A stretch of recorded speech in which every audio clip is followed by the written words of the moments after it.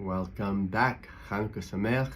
Today we're going to be looking at Breslov Pirkey Avot, chapter 1, Mishnah 11.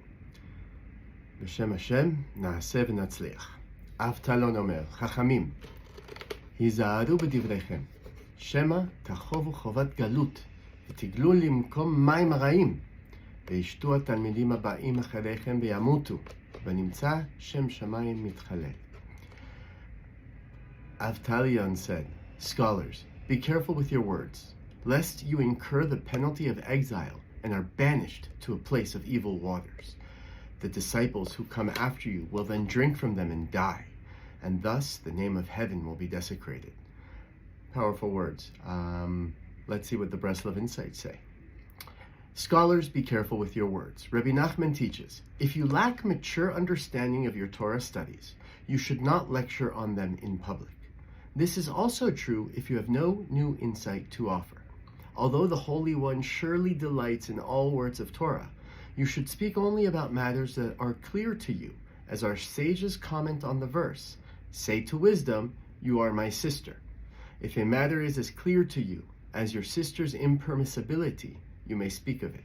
If not, keep silent. We see this a lot in a lot of different places in life, that basically, I have all the answers, and if I don't, I'll make them up. People are always running to lecture and always running to say things that they kind of know. Right here, it's telling us to be very careful. If you're going to go out and you're going to speak about something and you're going to put yourself out in public, make sure that what you're speaking about is something that you're sure of. Don't make it up as you go along, because then other people will assume that it's true and they will err because they're listening to you.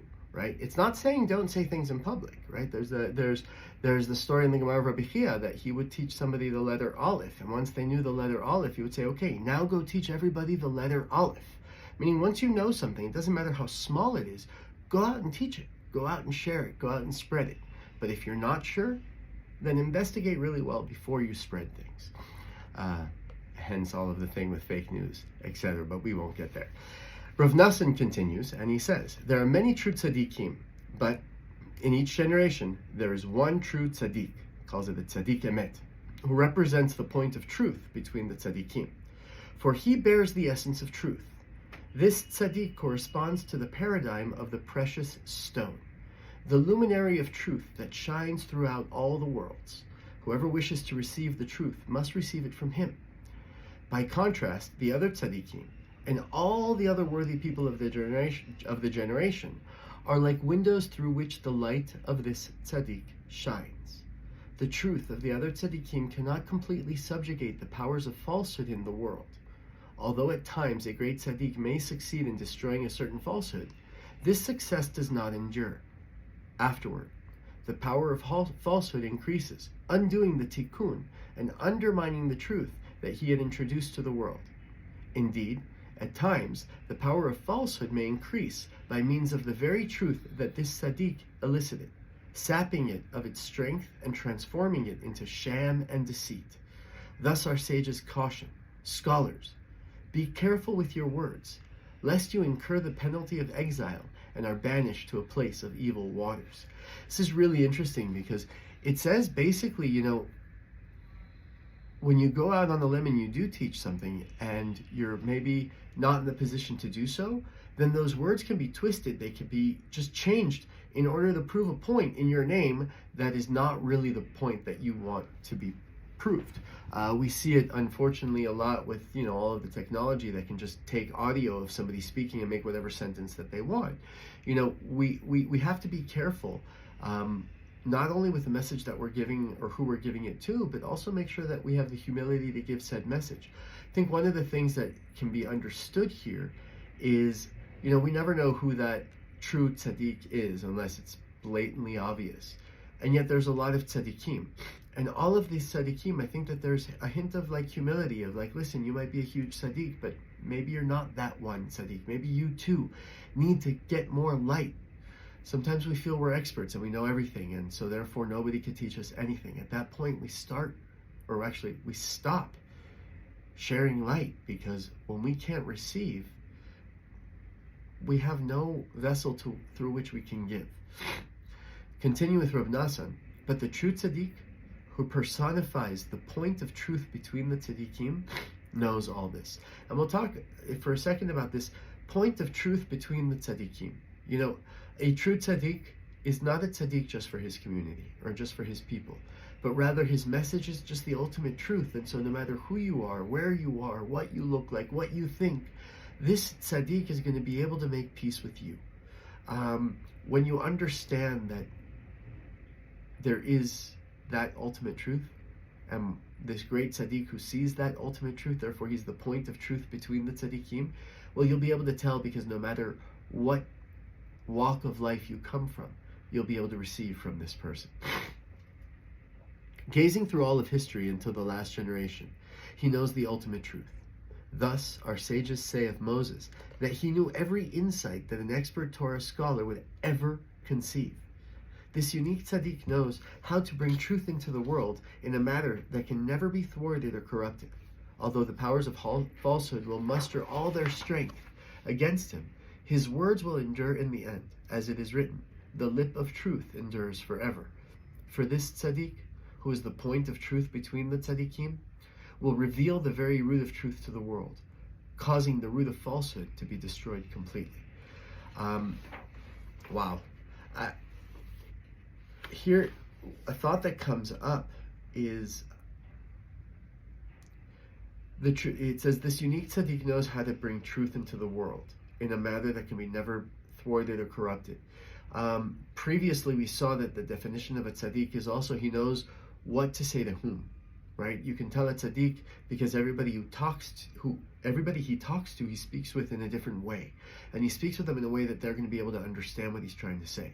And when you speak from somebody in a place of holding space for them, rather than trying to show off your knowledge or your greatness, then that message can't be thwarted. But it's when there's a little bit of pride, there's a little bit of ego, there's a little bit of like, I want to receive, then that's where this evil forces that they're talking about can latch onto that statement, and then it can be thwarted. But the true tzaddik, his intentions are aligned with the intentions of the Almighty, therefore that can't be thwarted. I think that's beautiful. That just shows us how the power of our intention, of where we're holding, of what we're doing things for, is going to influence the longevity of those things that we do. The more that we have other intentions or ulterior motives, then the more energetic space is opened up for other things to latch on to. Digestive commentaries. Lest you incur the penalty of exile. That is, lest you are forced to dwell in a place devoid of Torah and fear of heaven. Right? So if you try to spread a message and it's construed, or your intentions aren't in the right place, well, you're going to end up being exiled, because nobody's going to want to listen to you. And the only place that you may be accepted, at least this is what it's saying, is a place that doesn't need any light. In other words, you won't have any more light to share, because you're going to be exiled. And again, from that fact that you're speaking from a place that's not an absolute truth. Evil waters. What's meant by evil waters? This denotes harmful views and false beliefs. People can read into your words wrong ideas that conform to their erroneous ways of thinking. So if you try to conform too much to please your crowd, that you deviate from the truth that you're trying to say, then that mistruth or that deviated truth can be constricted into the wrong way, and therefore the light that you're giving, this beautiful elixir of life, will turn into a deadly poison. And that's actually, a Gemara says that. The disciples who come after you, that is, the disciples who subsequently come to your place of exile. Alternately, those who hear the corrupt teachings that are ascribed to you and take them to be true, they will die as a result of their sin, either literally or spiritually, by denying the Torah. So meaning, we've seen this so many times, and suddenly somebody gets really, really popular and he has a huge following, and then suddenly they see his acts or his things, and then all of these people, suddenly they're left without this guide or this light that they had.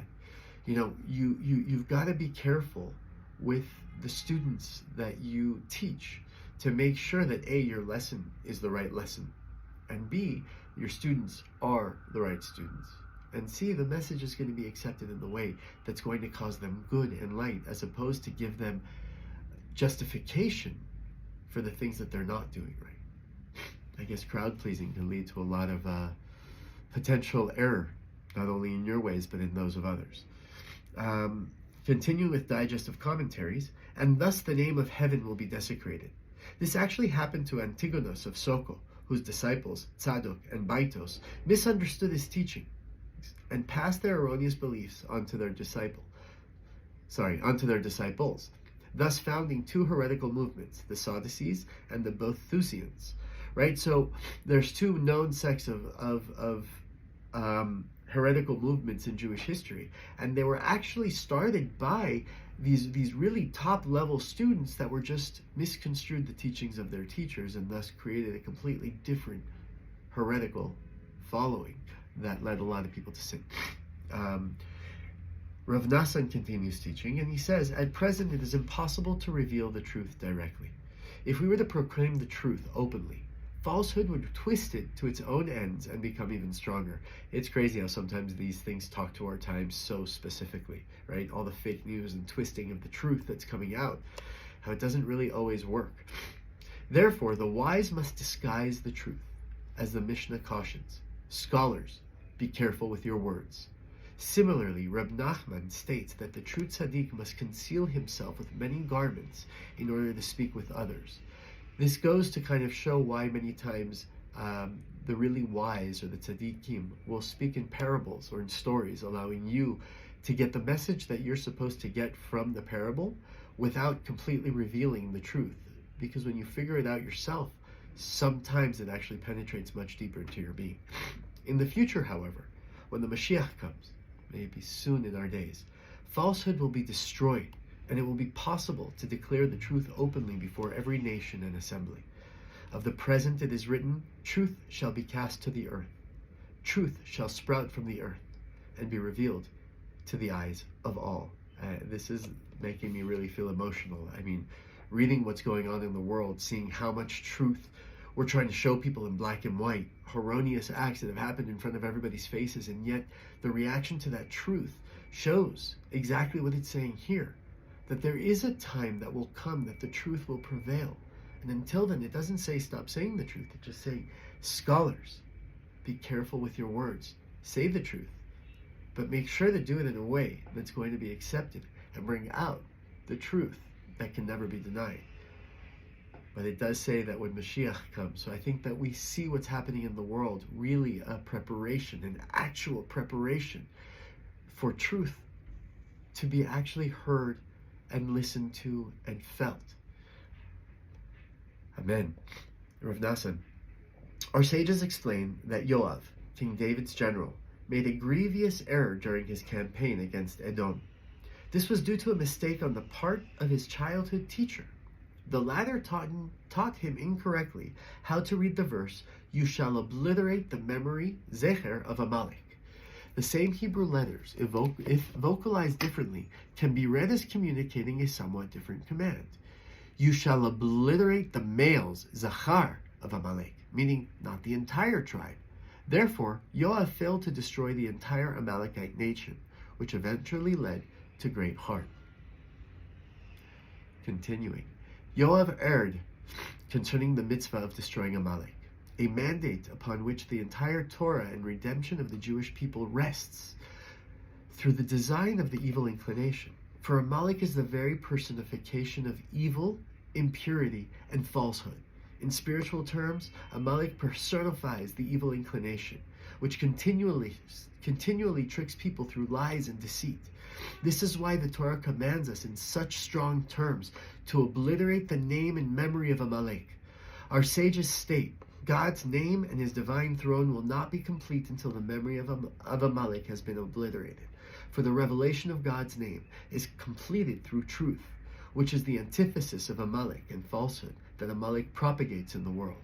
This is why our sages warn us to be extremely careful in choosing our teachers and spiritual mentors. The main purpose of a teacher is to clarify the truth. An improper teacher who lacks devotion to truth will inevitably mislead his students and disciples with dire consequences. Oh my God. I mean, I don't want to imply, nor do I want to go out and say that what we're living in this world is actually Amalek. but what we are by definition. For Amalek is the very personification of evil, impurity, and falsehood. October 7th was the incarnation of evil, impurity, and falsehood. And what we've seen ever since then is the incarnation of evil, impurity, and falsehood. And I'm saying that Hamas is personifying this evil, this impurity, and this falsehood. All of the fake news, all of the videos. This is what the sages have been talking about for thousands of years, and now that it's so blatant and it's so out in the open, and we're being told what needs to be done, and we see that the world is saying there's not going to be a ceasefire, we're not going to end this until we rid the world of Hamas, until we rid the world of evil, of impurity, and of falsehood. And I think that the whole world needs to get together and realize it doesn't matter what I believe in. I know that I do not believe in this. And once we get rid of this, we can focus on what we do believe in. It's the Sur Mirah. First, escape from the bad, destroy the bad, and get rid of the bad and the evil and the impurity and the falsehood. The Asetov. And once that's out, you can focus on doing good, because all of us, doesn't matter where you are, where you're from, what you look like, what you think, anything. We are all God's beautiful creations. And together, we can personify the divine will. And part of the divine will is to rid the world of evil, to rid the world of this manipulative teaching on every side, and just teach the truth. Because in the end of the day, the truth is the only thing that will prevail. May we see miracles today, tonight, the 8th night of Hanukkah, on the night of absolute miracles. May they be revealed. May evil be rid from this world. May impurity be rid from this world. And may falsehood be completely eradicated from this world, so we can live a world full of light, a world full of peace, and a world where we'll all call out to His name, and it will be the same name. And peace and love will definitely reign throughout the world. Baruch Adonai Leolam. Amen ve'amen.